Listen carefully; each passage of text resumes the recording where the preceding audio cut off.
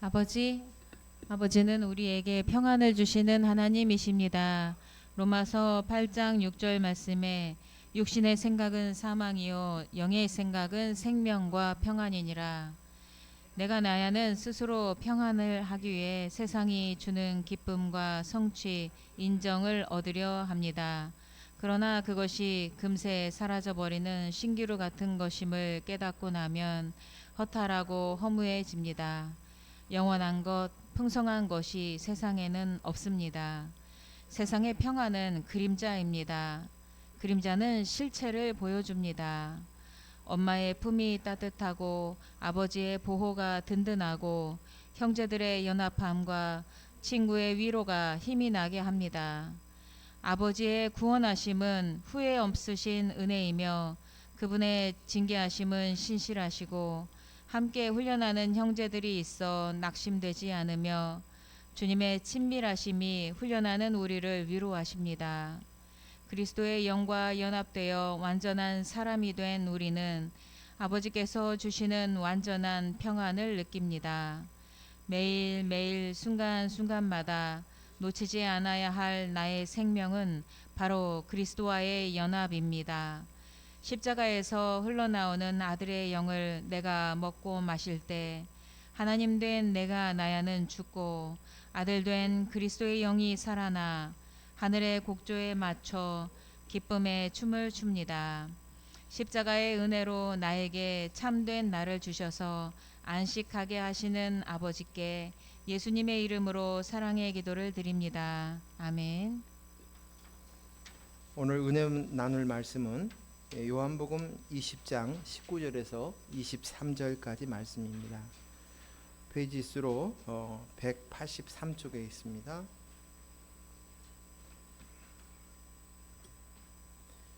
요한복음 20장 19절에서 23절까지입니다.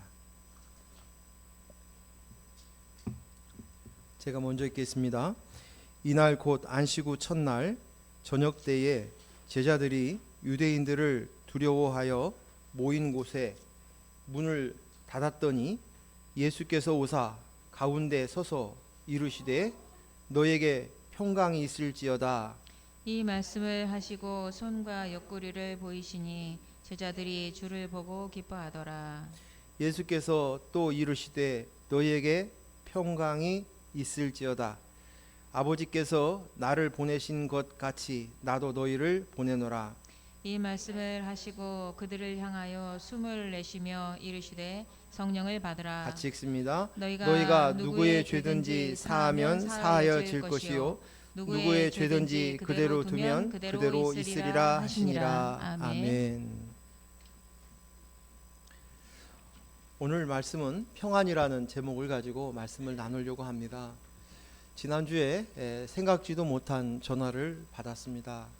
그것은 전주에 계시는 지성수 목사님께서 전화를 주셨어요.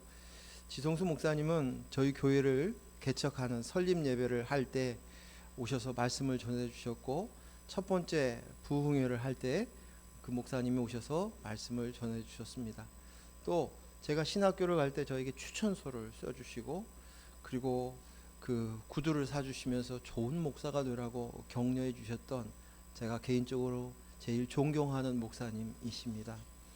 근데 목사님께서 갑작스럽게 전화를 오셔서 무슨 전화인가 하고 급히 전화를 받았더니, 전화하는 중에 기도하는 중에 제가 자꾸 생각이 나서 전화를 드렸는데 어떻게 지내쇼 하고 전화를 말씀을 하셨습니다. 그래서 저도 서로가 문안을 여쭤보았습니다.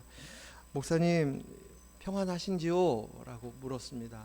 그랬더니 목사님이 그렇게 하셨어요. 이미 은퇴하셨는데 목사님이 하시니 내가 지금처럼 행복 지수가 높은 때가 없어. 내가 지금처럼 행복한 적이 없었던 것 같소. 라고 이렇게 대답을 하시더라고요. 그러면서 이제 얘기를 나누는 끝에 그런 생각이 들었습니다. 목사님께서 교회를 개척하시고 후배 목사님한테 이제 자리를 양도하시고 가셨는데, 그 교회를 가신 지가 2년이 넘었대요. 안 가신 지가. 그래서 목사님 대단하십니다. 그랬더니 하는 얘기가, 후배 목사님이 오신 목사님이 자기하고 목회 철학이 다르다는 거예요.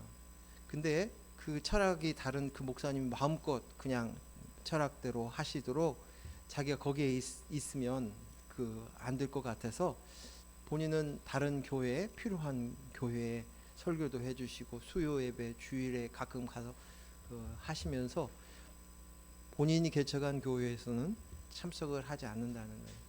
근데 왜 이렇게 평안하신가 얘기를 나누면서 내가 무엇인가를 간절히 바라는 그 바람, 원함들이 다 내려놓고 나니까 그 평안함이 끊긴 거예요.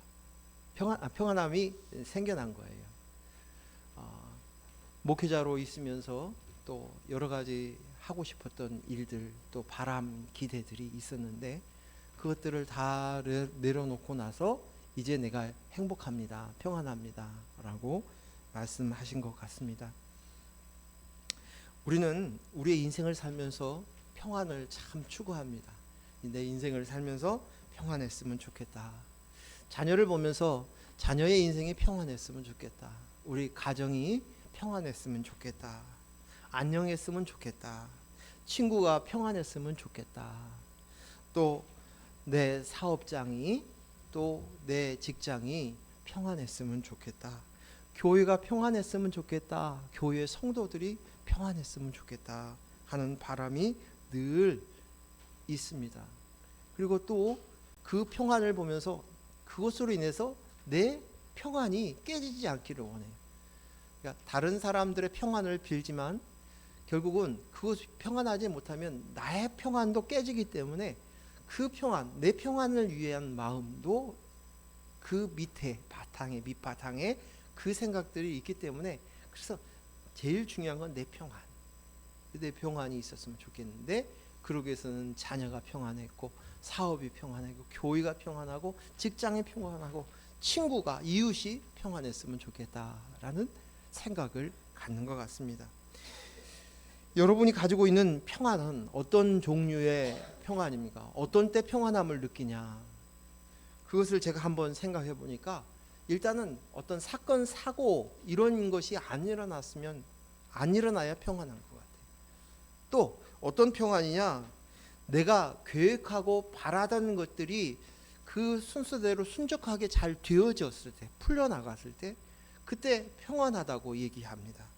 또 사람들은 우리가 살다 보면 다툼이나 분쟁이 있는데 그런 다툼이나 분쟁, 싸움이 없는 것이 평안이다. 또 한 가지는 외부적으로 전쟁이 있고 기근이 있고 가뭄이 있고 태풍이 있고 하는 자연재해나 어떠한 전쟁이나 외부적인 사고로 인해서 이 나라가 평안할 때 평안하다, 그렇게 얘기합니다. 또 자신뿐만 아니라 우리 가족, 우리 형제들 안에서 건강한 것이 평안이라고 생각해요. 아픈 사람이 없었을 때 평안하다. 그분은 아프시지 않대. 내가 좀 이제 그 병에서 이제 완치되고 회복되었다. 그때 평안함을 얘기합니다. 사업에 실패했을 때나 또 시험에 실패했을 때, 그때 망하지 않을까 하는 그런 두려움으로 인한 평안함이 그 상황에서 평안함을 갖기를 원하는 마음들인 것 같습니다. 이런 것이 우리가 보통 우리가 사는 동안에 평안을 이야기할 때 이런 기준으로 이야기하는 것 같아요. 안부삼아 평안하십니까? 아무 일도 일어나지 않았지요. 잘 풀리고 있지요. 건강하지요. 다툼이나 분쟁이 없지요. 재판 송사가 없지요. 이렇게 생각하는 것 같습니다. 하지만 우리는 이 평안하다고 생각하는 이 마음들이 어떠한 평안을 잃어버렸을 때에 그때서야 그때가 평안했었구나, 좋았구나를 깨달아요. 그러니까 예를 들어서 어떤 문제가 생겼거나 어떤 환난을 당했거나 그런 일이 있고 난 이후에서야 내게 아무 일도 일어나지 않는 것이 이것이 평안이구나라고 고백하는 순간들도 있는 것 같습니다. 저도 이렇게 돌이켜보면 전에 막 휘몰아치듯이 교회의 어려움 이런 문제들도 있었지만 그것보다도 사랑하는 친구가 아파가지고 그 투병 중이었을 때, 또 어머니가 투병 중이었을 때, 아내가 투병 중이었을 때, 그리고 있는데 하루하루가 긴장하면서 사는 거예요. 언제 내게 평안이 올까? 이 불안한 마음이 좀 없어졌을까? 하는 그런 마음들이 한 그 기간 동안에 간절히 평안을 요구하는 그런 마음의 기도들이 내 속에서 올라왔었던 것 같습니다. 그런데 오늘 우리가 알고 있는 이 평안, 우리 인생사를 살면서 말하고 있는 이 평안과 하나님께서 말씀하시는 평안은 다르다는 거예요. 그 이야기를 오늘 하려고 합니다. 오늘 예수님께서 십자가에 못 박혀 죽으시고 난 다음에 3일 만에 부활하셨습니다. 그리고 난 다음에 처음 만난 이가 누굽니까? 처음, 예? 여인들이었습니다. 여인들이 먼저 그 무덤에 갔는데 무덤이 활짝 열린 거예요. 그 기쁨과 불안한 가운데 있었습니다. 마태복음 28장 8절 9절 말씀 읽겠습니다. 시작.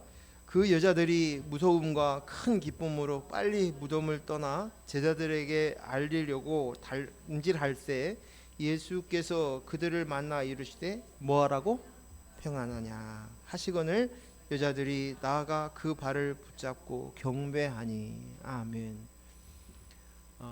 이 말씀은 예수님께서 여인들을 향하여서 여자들 성경에서는 특별히 여자들은 성도, 교회를 뜻한다고 얘기했죠. 근데 여자들, 저는 항상 불만이었어요. 제자들을 먼저 찾아가셔야지. 남자를 찾아가는 게 아니라 왜 여자냐. 그래서 그런 유머가 있어요. 여자에게 왜 먼저 찾아가느냐. 그것은 여자가 말이 많기 때문이다. 소문을 빨리, 예수님이 부활하신 소문을 빨리 내려면 그런 유머도 있습니다. 어쨌든 이 여자는 특별한 거예요. 그 여자에게 먼저 물어보는 말씀이 평안하냐. 그때 평안하느냐의 말 앞에서 이 여인들이 하는 것이 예배가 나와요. 예수님 앞에 엎드려 경배합니다. 그것은 예배지요. 그 안에 평안한 자만이 이 하나님 앞에 제대로 된 예배, 경배가 나오는 것을 알 수 있습니다. 그 이후에 제자들을 만나서도 예수님께서 첫 마디가 똑같은 말씀입니다. 오늘 읽은 요한복음 20장 19절에서 23절 말씀이 그 내용이에요. 한 번 더 같이 읽겠습니다. 시작.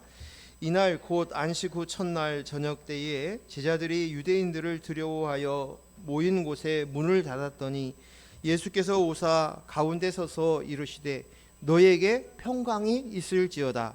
이 말씀을 하시고 손과 옆구리를 보이시며니 제자들이 주를 보고 기뻐하더라. 예수께서 또 이르시되 너에게 평강이 있을지어다. 아버지께서 나를 보내신 것 같이 나도 너희를 보내노라. 이 말씀을 하시고 그들을 향하여 숨을 내쉬며 이르시되 성령을 받으라. 너희가 누구의 죄든지 사하시면 사하여질 것이요 누구의 죄든지 그대로 두면 그대로 있으리라 하시니라. 아멘. 예수님께서 십자가에 달리시고 3일 만에 부활하셨어요. 그래서 안식 후 첫날이에요. 주일이죠.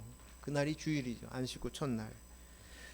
그런데 그 주일 안식 후 첫날에 예수님 부활하시고 나서 제자들을 만나서 하시는 말씀이 2번이나 걸쳐서 너희에게 평강이 있을지어다 라고 말씀하세요.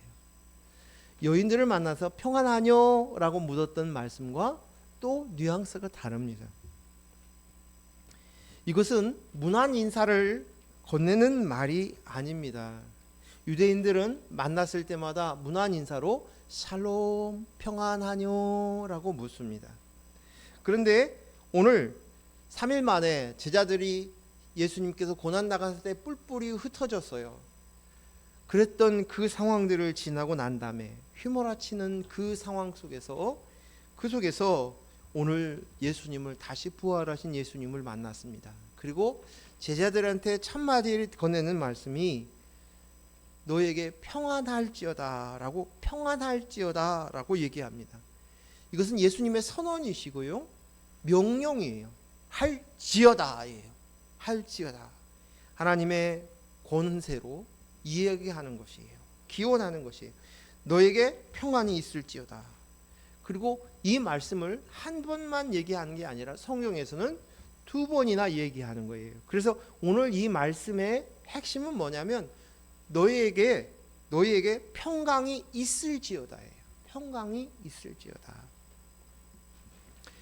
이것은 예수님께서 지금 제자들하고 같이 지내시다가 고난 당하실 것을 말씀하시고 이제 제자들 앞에서 보는 눈앞에서 붙잡혀 가시고 고난 고초 당하시고 결국 십자가에 못 박혀 죽으셨습니다. 그리고 난 다음에 3일 만에 다시 부활하셨어요. 부활하시고 난 다음에 제자들에게 딱 만났을 때 예수님께서 그 사명, 십자가의 사명을 다 마치고 난 이후에 바로 확인하는 것이 뭐냐면 이제 그들을 향해서 평강이 있을지어다라는 것이에요. 그런 말을 하신다면 결과적으로 다르게 이야기한다면 예수님께서 십자가에 못 박혀 죽으신 목적이 무엇인가?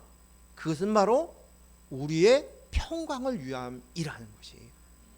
바로 우리의 평강을 위해서 예수님께서 십자가에 못 박혀 죽으셨고 이제 3일 만에 다시 그리스도의 영으로 예수 그리스도의 모습으로 오신 거예요. 하나님이 되셔서 하나님의 아들의 영을 가진 하나님의 아들이 되신 예수님께서 다시 그들 앞에 나타났습니다. 육신을 가지고 있었던 예수님이었다는 사실들을 직접 창자국을 보여주시면서 확인하시며 또 얘기합니다. 너희에게 평강이 있을지어다. 그래서 오늘 예수님께서 이 평강이 있을지어다라는 것은 우리가 당연히 이 평강을 누려야 된다는 것이에요. 있다는 거예요, 우리 안에. 저는 여전히 평안을 못 누리고 있는데요. 난 예수님을 믿지만 내가 왜 평안을 못 누리죠? 그러면 문제가 있는 거예요. 예수님이 말씀하신 평강과 차이가 있다는 거예요.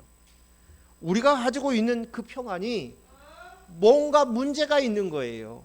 우리 눈앞에 보여지는 자식 새끼가 또 내 하고자 하는 일들이 사업들이 이웃들이 교회가 평안해야 평안이라고 생각하는 생각들이 있지만 그것보다도 예수님이 십자가에 못 박혀 죽으신 목적은 그것으로 인한 평안이 아니라 너희의 영혼의 평안을 이야기하시는 거예요. 예수님은 평안할지어다 하시면서 이 말씀을 하시고 이어서 하시는 말씀이 아주 의미심장합니다. 뭐라고 얘기합니까? 성령을 받으라.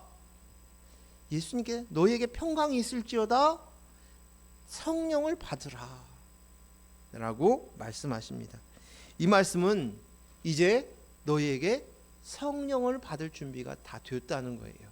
그러니 성령이 올지어다 내가 내 뒤에 성령이 올 거야 말씀하셨는데 이제 너희가 예수님의 십자가의 사건을 통해서 너희가 이제 성령을 받을 준비가 다 되었어. 그래서 성령을 받으라 라고 예수님께서 말씀하신 것이에요.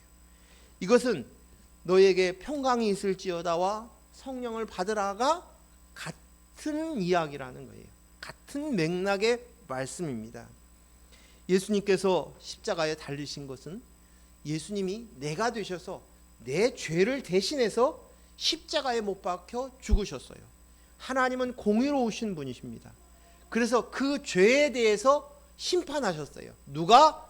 예수님이 내가 되셔서 심판을 받으셨어요.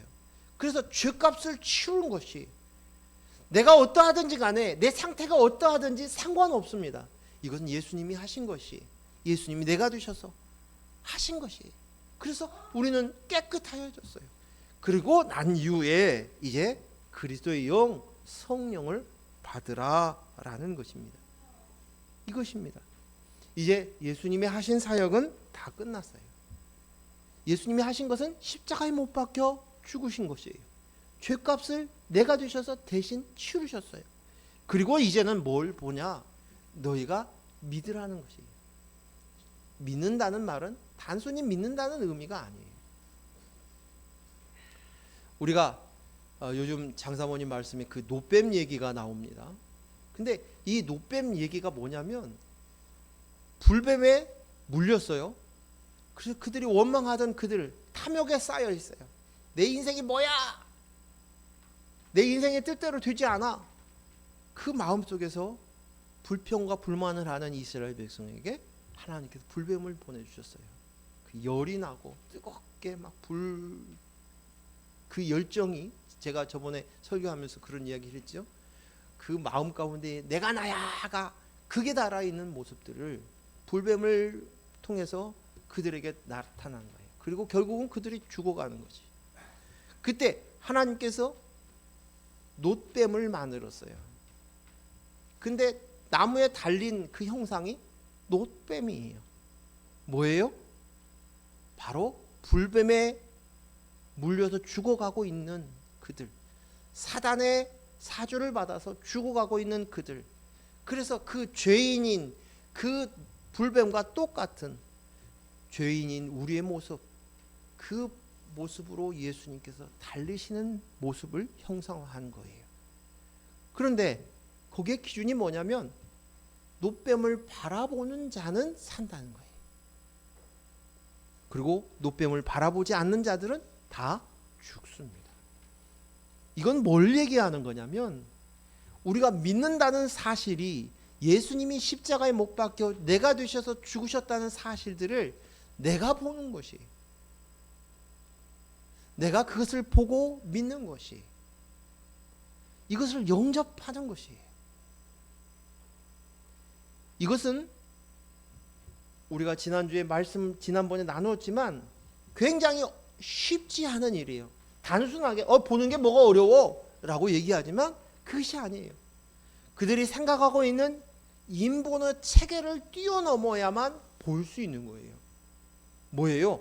불뱀에 맞을 때 불뱀을 다 죽여버린다든지 아니면 무슨 약을 발라준다든지 이런 것이 아니라 이제 불뱀을, 그 믿고 놋뱀을 바라보는 것, 이것은 하나님의 말씀을 그대로 믿고 의지하는 것이에요. 이것은 개인의 사건이에요. 하나님을, 예수님을 나의 주님으로 영접하는 일이에요. 내 주로, 우리의 죄가 아니라 내 주예요. 나를 위해서 십자가에 죽으셨구나. 말씀이 선포된 가운데서 하나님께서는 예정된 사람들만이 그것을 볼 수 있게 하셨고 그 죽음에서 생명을 주셔서 살아나게 하시는 것이에요. 하나님께서 이 일을 하시기 위해서 오신 거예요. 예수님을 보내주신 것이에요. 요한복음 1장 12절 13절 말씀 읽겠습니다. 시작. 영접하는 자 곧 그 이름을 믿는 자들에게는 하나님의 자녀가 되는 권세를 주셨으니 이는 혈통으로나 육정으로나 사람의 뜻으로 나지 아니하고 오직 하나님께로부터 난 자들이니라. 아멘. 예수님께서 다 하셨어요. 그리고 이제 예수님을 이름을 믿는다, 그들이 하나님의 자녀가 되었다, 이 말은 하나님의 영, 아들의 영, 그리스도의 영을 받음으로 이제 너희가 하나님의 자녀가 되었다라는 거예요. 이게 믿는다는 말이 바로 그것입니다. 그것을 이야기하는 것이에요. 단순히 믿어, 지식으로 믿는 것이 아니라 그분을 영접하는 거예요. 영접하는 거예요. 예수님이 내가 되셔서 그렇구나. 그리고 예수님이 말씀하신 예수님의 영이었던 그리스도를 통하여서 얻어진 성령, 그리스도의 영을 내게 보시는 것이, 이것이 바로 영접이에요. 하나님의 자녀, 하나님의 아들이 되는 거예요. 하나님의 아들이 되었다는 것은 하나님 아버지와 나와의 관계를 맺게 되었다는 거예요. 관계가 되어졌다는 것입니다. 그러시고 난 다음에 예수님께서 뭐라고 얘기를 하시냐면, 오늘 얘기하시는데 이 말씀 속에서 뭐냐, 그 표현이 예수님께서 숨을 내쉬고 성령을 받으라 라고 말씀하셔요. 숨을 내쉬고. 어디서 많이 본 장면 아니에요? 어떤 장면이? 그렇죠. 하나님께서 창조하신 장면이 똑같은 거예요. 읽어볼까요? 창세기 2장 7절 말씀 같이 읽습니다. 시작. 여호와 하나님이 땅으로 흙으로 사람을 지으시고 생기를 그 코에 불어 넣으시니 사람이 생명이 되니라. 아멘. 생기를 불어 넣었더니 그 다음에 살아있는 영이 되었대요. 생명이 되었다. 흙인 존재였어요. 그동안 멀쩡하게 살아있고 생명이 있는 것 같이 보여줬지만 우리는 살아있으나 죽은 흙이었어요. 흙에 불과한 것이에요. 흙으로 만들어진 우리들이 죽으면 다시 흙으로 돌아가는 거예요. 이게 끝이에요. 이게 지옥이에요. 그런데 지옥, 땅 지자, 지옥 끝이에요.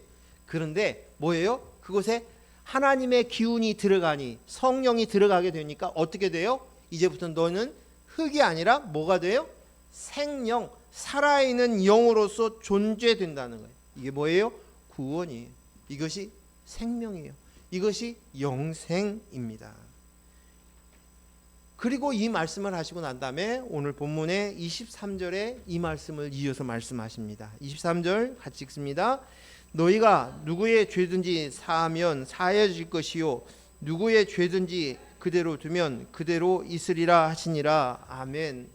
오늘 이 말씀을 보고 어떠한 우리에게 믿는 자에게 어떤 권세를 받았다라고 생각하는 것이에요. 마치 베드로가 고백을 하자 내 이름 위에 교회를 세우리라 라고 했을 때 천주교의 사람들은 뭘 얘기하냐면 그 베드로가 교황이라고 생각해요. 그 이름을 통해서 되어진다고 하지만 오늘 그 말씀은 뭐냐면 그 고백 이후에 교회를 세우겠다는 말씀이라는 거예요. 그 말씀의 핵심이. 근데 이 차이가 큰 차이가 나는 거예요. 오늘 이 말씀도 그러한 어떤 우리 예수 믿는 사람이 이런 권세가 있어, 이런 능력이 있어 라고 얘기하는데 그것이 아니라 이것은 사도가 맡게 될 복음의 영적인 권세를 이야기하는 거예요. 이 영적인 권세는 어떤 거냐? 복음 증언 증거를 통해서 얻어진 영적인 권세는 뭐냐면 이제 예수 그리스도의 십자가의 구속과 그리스도의 영을 모셔 드리면 그 그리스도의 영을 나의 주인으로 모셔 드리게 되어지면 어떤 일이 벌어지냐? 생명을 얻게 돼. 영생을 얻게 돼. 살아나게 돼. 노뱀을 보고 살아나는 것처럼 그렇게 돼. 이 복음에 대한 권세인 거예요. 오늘 이 복음에 대한 권세, 그러나 이 권세 앞에서 받아들이지 않는 자들은 결국 생명 없는 자로 죄의 결과로 심판을 받게 된다. 이 말씀을 하신 것이에요. 이 말씀의 의도가. 이것으로 예수님께서는 사명을 다하신 거예요. 사명을 다하신 것이에요. 이제 예수님께서 승천하셔서 우리를 위해서 중보하시고 우리가 거할 처소를 예비하신다고 말씀하십니다. 예수님의 사명이 이 땅에서의 사명이 다 끝나신 것이에요. 우리는 이제 예수님이 하신 일 앞에 우리가 해야 될 사명이 있습니다. 그것은 구원받기로 작정된 자들은 예수님의 십자가의 공로로 예수님을 구주와 주님으로 모시어 드려서 영접하면 되는 것입니다. 이것이 우리가 해야 될 일이에요. 우리가 하는 것이에요. 그때 우리 안에 이루어지는 사건이 평강이라는 거예요. 평강. 내 인생 속에서 이제는 다 되었다. 예수님이 십자가 안에서 내가 다 이루었다 하셨던 그것이 이제 우리 안에 다 이루었다라는 것은 평강이 오는 거예요. 그리스도의 영이 내 안에 주인 되셨습니다. 그분이 주인이십니다. 머리이십니다. 그와 연합되어 하나 되어 아들의 영을 가진 자로서 하나님과 관계되어지는 것, 하나님의 사랑을 받은 자들, 이것입니다. 이것으로 이제 우리가 평강을 이룬다는 것이죠. 그래서 예수님 말씀하시는 평강, 성경에서 이루고자 하나님께서 예수님을 보내어서 이루고자 하시는 이 평강이 바로 이 평강인 것입니다. 누가복음 12장 13절에서 21절 말씀을 읽겠습니다. 누가복음 12장 13절 우리 교독하겠습니다. 제가 먼저 13절 읽겠습니다. 무리 중에 한 사람이 이르되 선생님 내 형을 명하여 유산을 나와 나누게 하소서 하니 14절 이르시되 이 사람아 누가 나를 너희의 재판장이나 물건 나누는 자로 세웠느냐 하시고 15절 그들에게 이르시되 삼가 모든 탐심을 물리치라. 사람의 생명이 그 소유에 넉넉한 데 있지 아니하니라 하시고 또 비유로 16절 또 비유로 그들에게 말하되 이르되 한 부자가 그 밭에 소출이 풍성함에 같이 계속 끝까지 읽겠습니다. 17절 심중에 생각하여 이르되 내가 곡식을 쌓아둘 곳이 없으니 어찌할까 하고 또 이르되 내가 이렇게 하리라. 내 곡간을 헐고 더 크게 짓고 내 모든 곡식과 물건을 거기에 쌓아두리라. 또 내가 내 영혼에게 이르되 영혼아 여러 해 쓸 물건을 많이 쌓아두었으니 평안히 쉬고 먹고 마시고 즐거워하자 하리라 하되 하나님은 이르시되 어리석은 자여 오늘 밤에 내 영혼을 도로 찾으리니 그러면 내 준비한 것이 누구의 것이 되겠느냐 하셨으니 자기를 위하여 재물을 쌓아두고 하나님께 대하여 부요하지 못한 자가 이와 같으리라. 아멘. 한 사람이 예수님께 찾아와서 이야기합니다. 형이 받은 그 유산, 부모에게 받은 유산은 부모님께 받았겠죠. 부모님께 받은 그 유산을 나하고 좀 나누게 해주십시오. 그 얘기를 예수님께서 말씀해 주세요 라고 얘기합니다. 그러자 예수님께서 뭐라고 얘기했냐면 나는 너의 인생을 위해서 온 자가 아니다. 내가 온 목적은 생명을 주기 위해서 왔다라고 목적을 얘기합니다. 내가 너의 재판장으로 너의 물건을 나누어 주는 자가 아니라 생명을 주기 위해서 왔다라고 말씀하십니다. 그리고 그 생명은 소유가 많고 적음으로 있는 것이 아니다라고 오늘 이야기하시면서 비유로 한 이야기를 예수님께서 말씀하신 것이에요. 우리가 분명히 해야 할 것은 예수님은 내 인생을 돕는 자가 아닙니다. 내 인생이 잘 되기 위해서 돕기 위해서 이 땅에 오신 것이 아니에요. 예수님은 이 땅에 오신 목적이 뭐예요? 생명을 얻게 하기 위함입니다. 그리고 그 생명은 분명하게 이야기하는데 그 생명은 내가 가지고 있는 소유가 많아서 얻어지는 거 아니다. 여기서 말하고 있는 소유는 단지 물질만 이야기하는 건 아니죠. 내가 나야로 삼는 모든 것들이에요. 외모, 잘생긴 외모, 멋진 아름다운 외모, 건강, 명예, 학식, 학벌, 권세, 지식, 재능, 능력, 가문 등등등 이 모든 것을 내가 나야로 삼고 있다면 이 모든 것이 내 소유인 것이에요. 오늘 미련한 부자가 자기 소유가 많아지니까 이제 곡간을 지어가지고 자기의 소유와 많은 곡식들을 거기다가 보관했다. 보관하고 난 다음에 뭐라고 얘기합니까? 19절에서 또 내가 내 영혼에게 이르되 영혼아 열에 쓸 물건을 많이 쌓아두었으니 평안히 쉬고 먹고 마시고 즐거워하자 하리라 하니 라고 얘기합니다. 오늘 이 어리석은 부자는 자기의 소유를 통해서 자기 곡간에 많이 쌓아둔 내가 나야로 삼는 많은 것들을 쌓아두면 내가 평안을 얻을 줄 아는 거예요. 이제 평안하다. 이제 쉬자. 그러나 이렇게 해서 평안을 얻어주는 것이 아니에요. 그래서 이 어리석은 부자에게 예수님께서 뭐라고 그래요? 내 때가 됐다. 내가 오늘날 너를 불러가겠다는 것이에요. 그런데도 불구하고 밑빠진 독처럼 자꾸만 그것으로 채워지면 그것으로 인해서 풍요로움 느끼고 만족감을 느끼고 그것이 평안이다라고 생각하는 것이다. 그것은 참으로 어리석은 것이다 라고 말씀하십니다. 오늘 그것으로 평안 얻는 거 아니야. 잘못됐어. 너희들 가지고 있는 거 그것으로 평안? 자식이 잘 되는 거 그것으로 평안? 자식이 좋은데 시집 장가 가는 것 그것으로 평안? 사업이 잘 되고 번창하는 것 그거 평안? 사람들이 나를 인정해주고 명예가 있고 권세가 있는 것 평안? 아니야. 그것은 잠깐은 있을런지 모르지만 뚫어진 전대와 같아. 오직 평안은 바로 예수 그리스도가 주시는 그리스도 영으로만 얻는 것이다 라고 말씀하시는 것이에요. 그 평안으로만 우리는 풍성함을 누릴 수 있다. 요한복음 10장 10절 말씀 같이 한 목소리로 읽겠습니다. 시작. 도둑이 오는 것은 도둑질하고 죽이고 멸망하는 것뿐이요 내가 온 것은 양으로 무엇을 얻고 생명을 얻게 하고 더 풍성하게 얻게 하려 하는 것이라. 아멘. 풍성함은 예수 그리스도로 말미암아서 그리스도의 영과 연합함으로 생명을 얻고 그것을 알므로 인해서 점점점 풍성함을 누리는 거예요. 예수님이 오신 목적이 여기에 있다는 것이에요.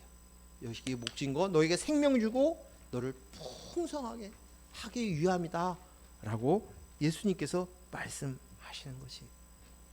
그래서 예수님은 참 평안을 너에게 준다 라고 말씀하셔요. 내가 너에게 평안을 준다. 그것은 나만 줄 수 있어 라고 얘기하십니다. 나만 너에게 줄 수 있어. 요한복음 14장 27절 우리 잘 아는 말씀이죠. 같이 읽습니다. 시작. 평안을 너에게 끼치노니 곧 나의 평안은 너에게 주노라. 내가 너희에게 주는 것은 세상이 주는 것과 같지 아니하니라. 너희는 마음에 근심하지 말고 두려워하지 말라. 아멘. 예수님께서 말씀하시는데 구분지어서 얘기를 하는 거예요. 세상에 주는 평안과 나의 평안이라고 얘기하는 거예요. 예수님이 얘기하시는 나의 평안을 너에게 준다는 거예요. 다른 평안 얘기하는 거 너희들이 상상하고 꿈꾸는 그런 평안 아니야. 나의 평안을 너에게 준다. 예수님에게 있는 그 평안이 무엇이에요? 예수님이 가지고 있는 평안, 예수님만이 줄 수 있는 그 평안, 그것입니다. 그것은 이 세상에 있는 평안은 상대와 비교해서 얻는 평안이에요. 상대보다 내가 풍요로우면 평안한 것 같아요. 만족감을 느껴요. 근데 그것이 오래 가나요? 아니죠. 나보다 더 큰 소유를 가지고 있는 사람을 보면은 깨갱깽 하는 거예요. 그 다음부터는 불행해지기 시작하는 거예요. 평안이 깨져버려요. 그래서 깨진 항아리와 똑같아요. 하지만 이제 주님이 주시는 평안은 뭐냐? 예수님이 주시는 내가 주는 평안, 그것은 예수 그리스도의 십자가를 통해서 얻어진 우리의 구속과 그리고 이젠 예수님에게 있는 그 영, 하나님의 영, 그리스도의 영, 그 영을 너에게 준다. 그것으로 인해 이것이 내가 생명을 얻게 돼. 그리고 이것으로 인해서 너의 삶이 진짜 평안함을, 풍성함을 누릴 것이라고 말씀하시고 있는 것입니다. 그러기에 너희가 이 평안함들을 가지고 있는 것을 너희가 꼭 기억해. 이 땅 안에 있는 것들은, 이 땅 안에 있는 사람들은 이 세상 사람들의 사고방식을 교육받았어요. 나도 모르는 사이에 훈련받았어요. 제가 가끔 가다가 사람들을 이렇게 대화를 하다 보면 어떤 사람들은 자기의 생각이 가득 차 있는 사람들이 있어요. 어쩌면 자기 생각이 가득 차 있고 자기의 소신이 분명한 사람들은 아주 뭐라 그러죠? 그 쥐떼가 있는 것처럼 보여지고 그렇지만, 근데 그분들한테 가지고 있는 내가 맞아, 이렇게 해야 돼, 이렇게 살아야 돼 라고 얘기하게 되어지면 복음이 들어가지를 못해요. 그래서 아무리 착한 사람, 도덕적으로 바른 사람처럼 보여지지만 그 사람들은 예수님 당시에 있었던 바리새인 율법사와 똑같아요. 그래서 복음이 들어갈 데가 없어요. 내가 나야가 맞으니까, 옳으니까. 그래서 이렇게 교육받은 이 사고방식 체계 속에 있는 이들은 만족과 평안을 자기가 꿈꾸는 그곳으로 많이 얻을 수 있어요. 자기 생각에 있는. 그래서 예수님이 주시는 이 평안, 참 평안을 수용하지 못하고 납득하지 못하는 거예요. 수용할 수 없는 거예요. 계속 그 속에 싸우는 것이에요. 하지만 이 땅 안에 주어지는 이 평안을 하나님께서 주시는 그 잠깐의 평안을 주시는 것은 허상이고 그림자예요. 참 평안이 있어. 영원히 목마르지 않은 생수가 있다. 너의 목마름을 잠깐의 갈증을 해소하는 물이 있는 것처럼 그거 말고 내 영혼을 소생시키는 영원히 목마르지 않은 생수가 있어를 가르쳐 주시는 거예요. 그 목마름을 통해서 물을 주시면서 그것을 우리에게 가르쳐 주시기 위함이라는 것을 우리는 기억해야 할 줄로 믿습니다. 하나 더 읽습니다. 요한복음 16장 33절 말씀 읽습니다. 시작. 이것을 너희에게 이르는 것은 너희로 내 안에 평안을 누리게 하려 함이라. 세상에서는 너희가 환난을 당하나 담대하라. 내가 세상을 이기었노라. 아멘. 오늘 이 말씀은 예수님께서 십자가에 오르시고 제자 곁에 떠나실 것이라는 것을 제자들에게 이야기하십니다. 그때 너희가 각각 흩어질 거야. 뿔뿔이 흩어지며 환난을 당하게 될 거야. 그 말씀을 하자 그들이 굉장히 두려워하는 거예요. 그때 예수님이 뭐라고 하시냐면 너희가 환난은 당하나 담대하라. 환난 중에서도 너희에게 평강을 누리게 하겠다고 말씀하시는 거예요. 그런 환난이 이 땅 안에서 달리지만 잠깐이야. 지나갈 거야. 그리고 너에게는 그 속에서도 그 환난 속에서 세상에서 당하는 환난 속에서도 평강을 누리라라고 말씀하십니다. 그것은 그 평강은 그리스도의 영이 내 안에 있는 곳으로 인하여서 세상에서 환난을 당하나 그 속에서 평강을 누릴 수 있어. 그리고 더군다나 더 중요한 것은 내가 세상을 이겼다는 거예요. 세상을 이겼다는 말은 세상의 주권자인 사탄을 이야기하는 것이고 그 세상은 뭐냐면 세상에 주관하는 그 사고방식과 가치관, 세계관이에요. 내가 나야 하면서 보암직하고 먹음직하고 탐스러운 것으로 나를 세우려고 하는 내 나라를 살고 있는 그 나라를 싸워서 이겼다는 거예요. 깨뜨렸다는 것이에요. 예수님이 십자가의 사건 이후에 3일 만에 부활하심으로 인해서 이미 승리하셨다. 너가 기억해. 너는 영생을 가졌어. 생명을 가졌어. 이제 내 안에 평강이 내 영혼이 평안해졌어. 그것을 알라는 거예요. 그래서 그 환난 중에서도 평안할지어다 라고 말씀하시는 거예요. 세상의 가치관으로 봤을 때는 그 평안이 있을 수가 없는데도 불구하고 우리에게 그 평안이 있다는 것이에요. 로마서 8장 6절 말씀 읽습니다. 시작.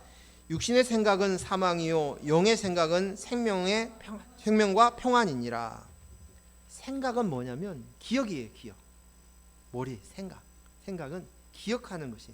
근데 영의 생각은 그리스도의 영과 연합되어 그리스도의 영이 나입니다 라는 생각이고, 육신의 생각은 바로 그 생각 속에서 붙들려 있는 내가 나야로 얻으려고 하는 이 모든 것들은 결국은 끝은 사망이라는 것이에요.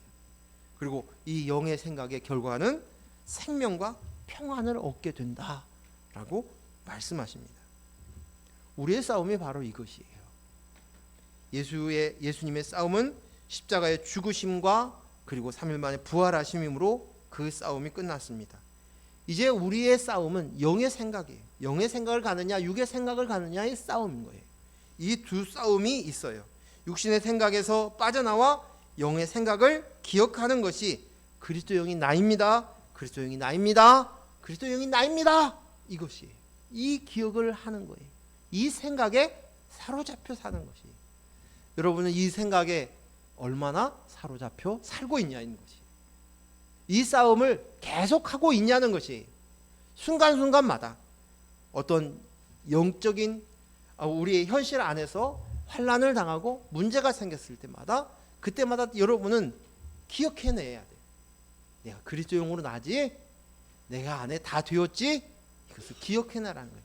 영의 생각으로 생명과 평안을 누리라고 말씀하시는 것입니다. 그 성경 중에서 모세의 설교로 이루어진 책이 한 권이 있습니다. 그게 어디죠? 신명기예요. 신명기. 그래서 이 신명기는 이제 출애굽을 하여 광야를 지내놓고 이제 들어가야 될 이스라엘 땅을 바라보면서 마지막으로 백성들에게 한 설교예요. 근데 그 신명기에 제가 찾아봤더니 기억하라라는 말이 10번 나와요. 10번이나 나옵니다. 근데 그 10번이나 나온 그 중에서 뭘 기억하라고 자꾸 너 잊지 마, 기억해, 기억해, 기억해. 그것을 반복해서 하고 있는데 도대체 무슨 말씀이냐? 다 찾아보지는 못하고 몇 군데만 찾아보겠습니다. 신명기 5장 15절 말씀 같이 읽습니다. 시작. 너는 기억하라. 내가 애굽 땅에서 종되었더니 내 하나님 여호와가 강한 손과 편팔로 거기서 너를 인도하여 내었나니 그러므로 내 하나님 여호와가 내게 명령하여 안식일을 지키라 하느니라. 아멘. 아주 중요한 말씀이에요. 너 꼭 기억해. 넌 본래 종이었어. 애굽의 종이었어. 애굽이 뭐예요? 세상이에요. 세상의 가치관, 사고방식, 세계관에 붙들려서 내가 나야 하는, 내가 나가야 잘 돼야 돼 하는 내가 나의 사고방식 속에서 붙잡혀서 노예였어. 종이었다는 거 기억해. 두 번째는 뭐예요? 그런데 내가 너를 구원했어. 너희가 구원된 것이 아니라 하나님께서 내가 너희를 구원했어. 하나님의 주권으로 권한으로 하나님이 구원하였다. 예수 그리스도의 십자가의 사건을 통하여서 너를 구원할 거야. 이거 기억하는 거예요. 세 번째는 뭐예요? 안식하라. 안식하라가 뭐예요? 평안하라. 평안하라는 거예요. 안식일을 지키라. 지난번에 했던 절기를 얘기했었죠. 여호와의 절기. 근데 그 여호와의 절기의 모든 일마다 제가 잠깐 언급하고 시간이 없어서 지나가는데 매번마다 절기마다 뭘 얘기하냐면 안식하라고 얘기해요. 노동하지 마. 쉬어. 안식을 지키라고 이야기합니다. 일주일에 한 번씩마다 안식일을 중심으로 움직이게 되는 거예요. 안식이에요. 희년이 그것이에요. 너희가 약속의 땅에 가서 너희가 안식하리라 라고 말씀하시고 계세요. 안식하라. 그러니 오늘 우리가 해야 될 그 안식을 해야 되는 것을 기억하라는 것이 안식을. 유월절, 오순절, 초막절 모든 절기 속에서는 안식을 얘기해요. 우리에게 주었던 그 안식일, 안식년, 그리고 안식년을 7번 하면 뭐가 돼요? 희년. 그것이 뭐예요? 뭐예요? 땅을 안식하라는 거예요. 땅이 뭐예요? 우리의 심령이에요. 자, 6월절 예수 그리스도의 십자가의 보혈로 우리가 구원받았어요. 그 다음에 77 6월절 다음에 77 7번이 반복돼서 완전하게 뭐가 되었어요? 그 다음에 뭐예요? 안식. 그 여호와의 하나님의 성령께서, 하나님의 영 성령이 오시는 그날, 그 열매 맺는 날, 맥추절, 안식, 오순절, 77절, 그것으로 그날도 너희가 반복해서 뭐예요? 그날을 안식하라. 이제 그리스도 영이 왔으니 너희가 안식해. 이제 완전해졌어. 그거예요. 반복입니다. 또 이어서 보겠습니다. 신명기 8장 2절 같이 읽습니다. 내 하나님 여호와께서 이 40년 동안 내가 광야의 길을 걷게 하신 것을 기억하라. 이는 너를 낮추시며 너를 시험하사 내 마음이 어떠한지 그 명령을 지키는지 지키지 않는지 알려 하심이라. 아멘. 광야의 시간들을 기억하라는 거예요. 광야의 시역을. 오늘 이 이야기를 기억하면서 하는 절기가 뭐죠? 초막절, 장막절이에요. 그 광야의 그 시기를 기억하기 위해서 넌 초막절을 지켜, 장막절을 지켜. 그런데 제가 지난번에 장막절의 의미가 뭐라고 그랬어요? 두 가지였어요. 그 뭐예요? 장막, 그 광야의 시간 동안에 하나님께서 구름 기둥과 불 기둥으로 지키시고 먹을 만나를 통해서 그들을 배불리게 하셨어요. 그리고 지키시고 보호하시고 인도하시는 그 순간들, 그것을 기억하는 거예요. 하나님께서. 그리고 너는 장막에 불과하다는 거예요. 천막에. 오직 우리는 육신의 장막일 뿐이에요. 근데 그 속에 뭐예요? 하나님의 영, 그리스도의 영, 그것으로 인해서 너가 이제 온전하여졌어. 우리가 흙인 것을 알아야 이제 그리스도의 영이 나의 주인이십니다라고 받아들일 수 있어요. 오늘 전 집사님께서 이야기하셨던 그 하늘과 땅, 천지, 이거 땅이 있어야 하늘을 본다는 거예요. 그래서 인식하게 되어 있어야 되는 것이죠. 그래서 초막을 통해서 이것을 알 때 너희가 기억해. 너 광야에 있을 동안에 그래서 내 마음이 어떠한지, 내 마음이 어떤지, 명령을 지키는지 지키지 않는지 알려 함이라. 내 마음이 어떠한지를 하나님께서, 내 마음 그 속에 그리스도의 영이 내 안에 되어졌는데 이제 그것을 가지고 지키는 거, 내 마음을 지키는 것이, 내 안에 그리스도의 영이 내 안에 있습니다 한 그것을, 내 지정의가, 내 마음이 이것을 인식하는 거예요. 그것을 지키는 것이에요. 그것을 너 기억해. 신명기 24장 22절 말씀 같이 읽습니다. 시작. 너는 애굽 땅에서 종되었던 것을 기억하라. 그러므로 내가 내게 이 일을 행하라 명령하노라. 이 말씀은 뭐냐면, 우리가 한 절만 읽었는데 이 배경이 뭐냐면, 우리가 애굽의 종 노릇했었어. 세상의 종 노릇하고 있었어. 그때는 하나님이 아니라 사단의 조종을 받아서 내가 하나님 노릇하며 살았던 것이. 그런데 그랬던 그것을 기억하여서 이 일을 행하라 라고 얘기하는데, 이 일이 뭐냐면, 그 앞절이 뭐냐면 고아와 과부를 돌보라는 것이. 너희가 종이었던 것 그때를 생각하면서 너도 기억하면서 고아와 과부를 불쌍히 여기라는 것이에요. 그것을 지키라라고 이야기하시는 말씀은 이것을 그때를 기억해서 고아와 과부를 불쌍히 여기라는 것이에요. 고아는 뭐죠? 부모가 없어요. 아버지가 없는 거예요. 과부는요, 신랑이 없는 거예요. 남편이 없는 거예요. 이것이 뭐지요? 바로 하나님 아버지가 없는 자들이 고아예요. 예수 그리스도 신랑 되신 예수가 없는 자들이 과부예요.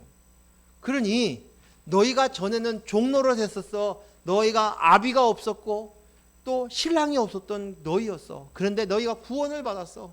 그러니 이제는 너희가 불쌍히 여겨야 될 것인, 그들이 과부인 그가 고아이고 과부이다면 그 사람이 돈이 많아요, 권세가 많아요, 많이 가졌어요, 넉넉하였어요, 이것이 아니라 그들은 불쌍한 자야. 그리스도의 영이 없기 때문에, 아버지가 없기 때문에, 하나님 아버지가 없기 때문에, 신랑 되신 예수님이 없기 때문에 그들은 불쌍한 자들이야. 그래서 그들을 돌보라고 이야기하는 것이. 이제 모세가 이 땅을 마지막으로 두면서 백성들에게 유언처럼 이야기했던 설교가 속에서 이야기해진, 건네는 말씀인 거예요. 그러니 넌 기억하라는 것이. 디모데후서 2장 8절 말씀 마지막으로 읽겠습니다. 시작. 내가 전하는 복음대로 가운데서 다시 살아나신 예수 그리스도를 기억하라. 누구를 기억하라고요? 예수 그리스도를 기억하라. 너희가 기억하라는 거예요. 날 위해서 내가 되어 주신 분, 그분으로 인해서 내가 깨끗하여졌어요. 그리고 다시 부활하셔서 생명을 얻게 되었어요. 그리스도 영을 얻어서 산 자가 된 것이에요. 그에게는 다윗의 씨가 있다고 얘기합니다. 그 말은 뭐예요? DNA가 있다는 게, 하나님의 영적인 DNA, 하나님의 DNA가 있는 예수 그리스도를 기억하라. 그래서 너희가 이제 아들의 영, 하나님의 DNA를 받은 것을 기억하라는 거예요. 예수 그리스도를 기억하라. 그분이 나를 위해 십자가에 죽으셨지. 왜 죽으셨어? 그 하나님의 영 그리스도를 주시기 위함이었어요. 그래서 그것으로 인해서 하나님과 우리와의 관계가 이루어진 거예요. 이것이 뭐예요? 하나가 되어지는 것이 사랑이잖아요. 그렇죠? 하나님의 사랑으로 너희가 되어진 거야. 관계 맺어진 거야. 이걸 기억해. 그 기억이 뭐예요? 평안인 거예요. 평안인 거예요.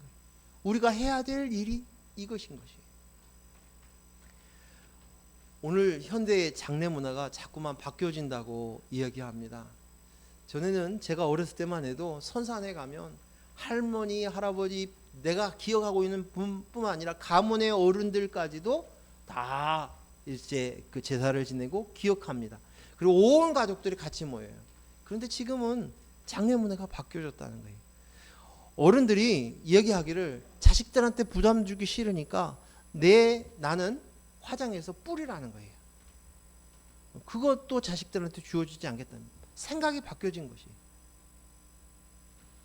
기억하는 것은 한 3대, 4대 거기까지만 되고 그 나머지는 무용고지가 되어버리는 거죠. 자꾸만 바뀌어져 가고 있는 시대에 살고 있어요. 무슨 얘기냐? 기억하지 않으면 기억은 관계와 연관되어 있다는 거예요. 기억은 곧 관계예요. 관계를 기억하는 것, 기억하는 만큼 관계가 되어져 있는 것을 아는 거예요. 그죠? 그래서 우리는 기억해야 돼요. 하나님과 나 사이에 관계가 이루어졌다는, 예수 그리스도의 십자가의 사건으로 인해서 관계가 되어졌다는 것이에요.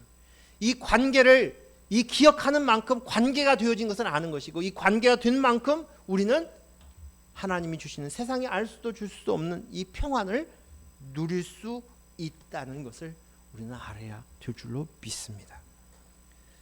사랑하는 귀한 성도 여러분, 가을이 너무 빨리 지나갔어요.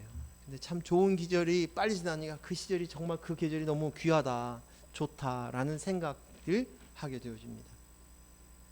우리가 이 좋은 계절 속에서 기억해야 합니다. 나는 그리스도의 영으로 내가 되었습니다. 관계되었습니다. 이 싸움이 예수님께서 십자가의 사건으로 인해서 그분의 사명을, 그 싸움을 다 하셨던 것처럼 우리도 이 땅 안에서 그리스도의 영으로 내가 되었지, 이것을 기억함으로 인하여서 우리는 그 싸움을 승리할 수 있는 줄로 믿습니다.